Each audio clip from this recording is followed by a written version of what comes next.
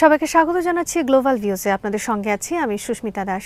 আজ জানাবো আন্তর্জাতিক গণমাধ্যমে আলোচিত সংবাদ ও বিশ্লেষণ। যুদ্ধের ২৮তম দিনে এসে আরেকটি বড় সাফল্য পেয়েছে ইরান।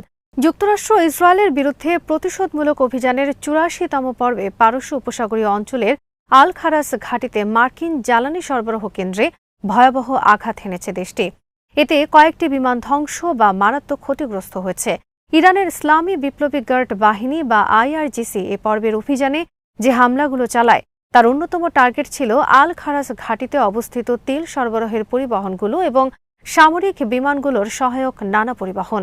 ইরানের বিধ্বংসী ক্ষেপণাস্ত্র ও ড্রোনগুলোর আঘাতে মার্কিন সেনাদের জন্য জ্বালানিবাহী ও রসদ সরবরাহকারী কয়েকটি সামরিক বিমান হয় ধ্বংস হয়ে গেছে অথবা মারাত্মকভাবে ক্ষতিগ্রস্ত হয়েছে বলে আইআরজিসি জানিয়েছে। খবরে বলা হয়, পারস্য উপসাগরীয় অঞ্চলে যুক্তরাষ্ট্রের থার্ড নামের ৫টি আকাশ প্রতিরক্ষা ও রাডার ব্যবস্থার সবগুলোই ইরানি হামলায় হয় ধ্বংস হয়ে গেছে অথবা মারাত্মকভাবে ক্ষতিগ্রস্ত হয়েছে বলে মনে করা হচ্ছে। অন্যদিকে ইরানের হামলায় ইসরায়েলের আকাশ প্রতিরক্ষা ব্যবস্থাগুলো মারাত্মকভাবে ক্ষতিগ্রস্ত হয়েছে বা এসবের বেশিরভাগই ধ্বংস হয়ে গেছে। ক্ষেপণাস্ত্র ও ড্রোন বাধা দেওয়ার কাজে ব্যবহারযোগ্য অত্যন্ত ব্যয়বহুল ক্ষেপণাস্ত্রের সংখ্যাও খুব কমে যাওয়ায় ইসরায়েলি আকাশ এখন প্রায় পুরোপুরি ইরানের নিয়ন্ত্রণে চলে এসেছে। ফলে প্রতি ১০টি ইরানি ক্ষেপণাস্ত্র ও ড্রোন হামলায় এখন অন্তত ৮টি লক্ষ্যবস্তুগুলোতে আঘাত হানছে বলে ইসরায়েলি কোনো সূত্র খবর দিয়েছে। এর আগে অভিযানের ৮৩তম পর্বে বহু ইসরায়েলি ও মার্কিন স্থাপনায় আঘাত হানার তথ্য দিয়েছে আইআরজিসি। এই পর্বে ইসরায়েলের আশদোদ তেল সংরক্ষণাগার ও ডিপো এবং মোদেইন বসতিতে ইসরায়েলি সেনাবাহিনীর অবস্থানে আঘাত করা হয়। মার্কিন সামরিক স্থাপনা আল ধাফরা, আল উদেইদ বিমান ঘাঁটি, আল সালেম ঘাঁটির ড্রোন এবং পরিবহন বিমান মেরামতের হ্যাঙ্গার এবং মার্কিন বাহিনীর জেট ফুয়েল ডিপোতে আঘাত হানে ইরান। তাছাড়া শেখ ইসা ঘাঁটিতে অবস্থিত মার্কিন প্যাট্রিয়ট ক্ষেপণাস্ত্র প্রতিরক্ষা ব্যবস্থার রক্ষণাবেক্ষণ কেন্দ্র হামলার শিকার হয়। আইআরজিসি জানিয়েছে, এই অভিযানে দূরপাল্লার ও মধ্যপাল্লার precision guided missile, multi warhead ক্ষেপণাস্ত্র এবং সুইসাইড ড্রোন ব্যবহার করা হয়। সামরিক অভিযানের পাশাপাশি অভ্যন্তরীণ নিরাপত্তায় বড় সাফল্যের দাবি করেছে ইরান। আইআরজিসি ইন্টেলিজেন্স উইং জানিয়েছে, পশ্চিম ইলাম প্রদেশ থেকে ৫১ জন মার্কিন জায়নবাদী ভাড়াটে সৈন্য ও স্পাইকে গ্রেফতার করা হয়েছে। তারা দেশের অভ্যন্তরে নাশকতামূলক কর্মকাণ্ডে লিপ্ত ছিল। এদিকে মধ্যপ্রাচ্যের চলমান সংঘাত এক নতুন মোড় নিল। শনিবার ভোরে ইয়েমেন থেকে ইসরায়েলের দক্ষিণাঞ্চল লক্ষ্য করে একের পর এক মিসাইল নিক্ষেপ করা হয়েছে বলে জানিয়েছে ইসরায়েলি সংবাদ মাধ্যম। এর মাধ্যমে ইয়েমেনি সশস্ত্র বাহিনী আনুষ্ঠানিকভাবে এই যুদ্ধে প্রবেশ করল বলে ধারণা করা হচ্ছে। ইসরায়েলের সংবাদ মাধ্যমের রিপোর্ট অনুযায়ী ইয়েমেনি মিসাইল হামলার পর ইসরায়েলের দক্ষিণাঞ্চলীয় শহর ইলাত, ওয়াদি আরাবা এবং আল নাকাব অঞ্চলে সাইরেন বেজে ওঠে। লোহিত সাগর তীরবর্তী এই এলাকাগুলোতে সম্ভাব্য হামলার আশঙ্কায় বাসিন্দাদের মধ্যে আতঙ্ক ছড়িয়ে পড়ে। এর আগেই ইয়েমেনের সশস্ত্র বাহিনী জানিয়েছিল, ইরান এবং মধ্যপ্রাচ্যে প্রতিরোধ অক্ষের ওপর যুক্তরাষ্ট্র ও ইসরায়েলের হামলা নির্যাতন অব্যাহত থাকলে তারা সরাসরি যুদ্ধে জড়িয়ে পড়তে বাধ্য হবে। শুক্রবার ইয়েমেনের সামরিক বাহিনীর মুখপাত্র ব্রিগেডিয়ার জেনারেল ইয়াহিয়া সারি এক বিবৃতিতে বলেন, আমরা নিশ্চিত করছি সরাসরি সামরিক হস্তক্ষেপের জন্য আমাদের আঙুল ট্রিগারে রয়েছে।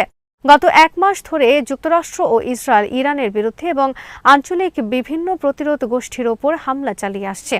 এই পরিস্থিতি ইয়েমেনের পক্ষ থেকে এই হুঁশিয়ারি দেওয়া হলো। তিনি আরও বলেন, ইরান ও প্রতিরোধ অক্ষের দেশগুলোর উপর আগ্রাসন শুধু অন্যায় ও অযৌক্তিক নয়, বরং এটি আঞ্চলিক ও বৈশ্বিক স্থিতিশীলতা, নিরাপত্তা এবং অর্থনীতির ক্ষতি করছে। মুখপাত্র সারি জানান, ৩টি কারণ তাদের সরাসরি হস্তক্ষেপের সিদ্ধান্তকে ত্বরান্বিত করবে।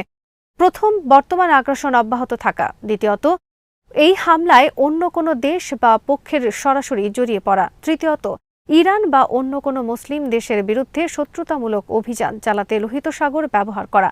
সারি স্পষ্ট ভাষায় বলেন, আমরা লোহিত সাগরকে যুদ্ধের ক্ষেত্র হিসেবে ব্যবহার করতে কাউকে অনুমতি দেব না। ইয়েমেনের সরকার বলছে, শুধু ইরান নয়, বরং পুরো প্রতিরোধ জোট এবং মুসলিম বিশ্বকে দুর্বল করার যে ষড়যন্ত্র চলছে তার বিরুদ্ধে দাঁড়ানো তাদের ধর্মীয় ও নৈতিক দায়িত্ব। উত্তর ইসরায়েল ও সীমান্ত এলাকায় ইসরায়েলি বাহিনীর উপর ব্যাপক পরিসরে হামলা চালিয়েছে লেবাননের প্রতিরোধ আন্দোলন হেজবুল্লাহ।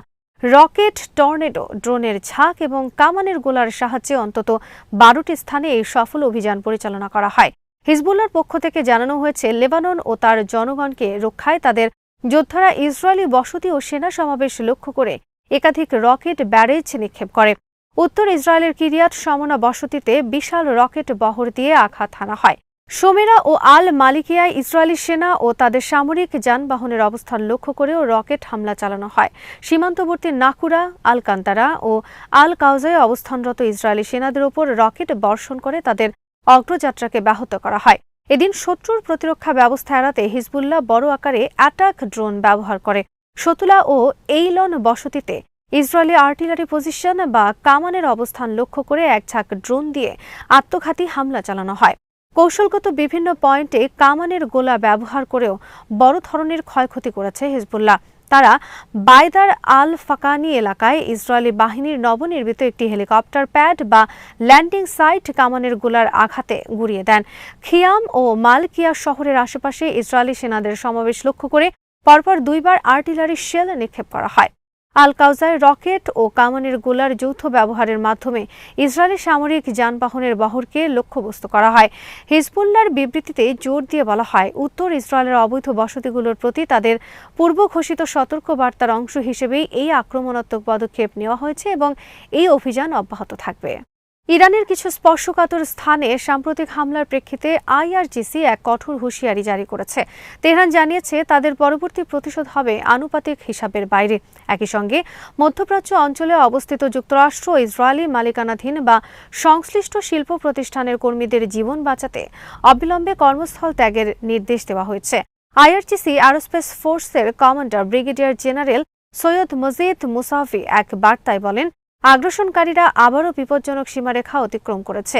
তিনি সরাসরি শত্রুপক্ষকে সম্বোধন করে বলেন, বিশ্ব দেখেছে তোমরাই আগ বাড়িয়ে আগুনের সঙ্গে খেলা শুরু করেছ এবং অবকাঠামোতে আঘাত এনেছ। এবার সমীকরণ আর চোখের বদলে চোখ থাকবে না, শুধু অপেক্ষা করো। আইআরজিসির জনসংযোগ বিভাগ থেকে প্রকাশিত এক বিবৃতিতে মধ্যপ্রাচ্য অঞ্চলের মার্কিন শেয়ার হোল্ডার থাকা কোম্পানি এবং ইসরায়েলি মিত্রদের ভারী শিল্প প্রতিষ্ঠানে কর্মরত সব কর্মচারীদের অবিলম্বে কর্মস্থল ত্যাগ করার নির্দেশ দেওয়া হয়েছে। এছাড়া এই ধরনের শিল্প কারখানার 1 কিলোমিটার ব্যাসার্ধের মধ্যে বসবাসকারী বাসিন্দাদেরও হামলা শেষ না হওয়া পর্যন্ত এলাকা খালি করার পরামর্শ দেওয়া হয়েছে। শুক্রবার ইরান জুড়ে বেশ কয়েকটি শিল্পাঞ্চলে মার্কিন ও ইসরায়েলি বিমান হামলার প্রতিক্রিয়ায় এই হুঁশিয়ারি এলো। এদিন ইরানের বৃহত্তম ইস্পাত কারখানা ইস্পাহানের মোবারকেহ স্টিল কোম্পানির বিদ্যুৎ উৎপাদন কেন্দ্রে কাজ চলাকালীন আঘাত হানা হয়। খুজেস্তান স্টিল কোম্পানিতে হামলায় 16 জন সামান্য আহত হয়েছেন। খুজেস্তানের ডেপুটি গভর্নর জেনারেল ভালিউল্লাহ হায়াতি জানান, আহতদের প্রাথমিক চিকিৎসা শেষে ছেড়ে দেওয়া হয়েছে। তাছাড়া ইয়াজদ ও আরাক শহরে অবস্থিত বেসামরিক পারমাণবিক স্থাপনাগুলো এই যৌথ হামলার লক্ষ্যবস্তু হয়েছে। অব্যাহত উস্কানিমূলক আগ্রাসনের মুখে ইরানের জাতীয় সার্বভৌমত্ব রক্ষায় তেহরান দৃঢ় প্রতিজ্ঞ বলে জানিয়েছেন দেশটির পররাষ্ট্রমন্ত্রী আব্বাস আরাকচি। শুক্রবার রুশ পররাষ্ট্রমন্ত্রী সের্গেই লাভরভের সঙ্গে এক টেলিফোন আলাপে তিনি এই প্রত্যয় ব্যক্ত করেন। ফোনালাপে ইরানের শীর্ষ এই কূটনীতিক বলেন, জাতীয় অধিকার ও স্বার্থ রক্ষার বিষয়ে ইরানের নীতিগত অবস্থান অত্যন্ত পরিষ্কার। তিনি উল্লেখ করেন, আগ্রাসনকারীরা স্কুল, হাসপাতাল, ঐতিহাসিক ও সাংস্কৃতিক স্থান এবং আবাসিক এলাকার মতো বেসামরিক স্থাপনাগুলোতে বেআইনিভাবে হামলা অব্যাহত রেখেছে। কৌশলগতভাবে গুরুত্বপূর্ণ হরমুজ প্রণালীর পরিস্থিতি তুলে ধরে আরাকচি জানান, আগ্রাসনকারী এবং তাদের সহযোগীদের জন্য ইরান এই জলপথ বন্ধ করে দিয়েছে। এই কৌশলগত নৌপথে যে নিরাপত্তাহীনতা তৈরি হয়েছে তা সরাসরি ওয়াশিংটন এবং তেল আবিবের নৃশংসতার ফল। তিনি বলেন, উপকূলীয় দেশ হিসেবে আগ্রাসনকারী এবং তাদের মিত্রদের জাহাজ চলাচল বন্ধ করা ইরানের আইনগত অধিকার। আমাদের সক্ষম কর্তৃপক্ষ নৌ নিরাপত্তা নিশ্চিত করার বিষয়ে সম্পূর্ণ সচেতন। ইরানের সার্বভৌমত্ব রক্ষা এবং শত্রুপক্ষ যাতে এই জলপথ ব্যবহার করে কোনো প্রতিকূল কর্মকাণ্ড চালাতে না পারে সেজন্য প্রয়োজনীয় সব ধরনের পদক্ষেপ নেওয়া হয়েছে। তবে তিনি স্পষ্ট করেন, অন্য দেশগুলোর জাহাজ চলাচলের ক্ষেত্রে সংশ্লিষ্ট কর্তৃপক্ষের সঙ্গে সমন্বয় সাপেক্ষে আগের মতো স্বাভাবিক প্রক্রিয়া বজায় থাকবে। আলাপকালে রুশ পররাষ্ট্রমন্ত্রী সের্গেই লাভরভ ইরানের ওপর এই আগ্রাসনের তীব্র নিন্দা জানান। তিনি আঞ্চলিক ও আন্তর্জাতিক নিরাপত্তা এবং স্থিতিশীলতা বজায় রাখার জন্য জাতিসংঘের সনদের মৌলিক নীতিগুলো মেনে চলার উপর গুরুত্ব আরোপ করেন। লাভরভ বলেন, মধ্যপ্রাচ্যে উত্তেজনা হ্রাস এবং নিরাপত্তা পুনরুদ্ধারে মস্কো যে কোনো ধরনের আলোচনা ও সহযোগিতা অব্যাহত রাখতে প্রস্তুত। আজ এখানেই শেষ করছি। সবাই ভালো থাকুন, সুস্থ থাকুন আর দেখতে থাকুন বিডি ভিউজ। চ্যানেলটি ভালো লাগলে সাবস্ক্রাইব করুন। সংযুক্ত থাকুন আমাদের ফেসবুক পেজে।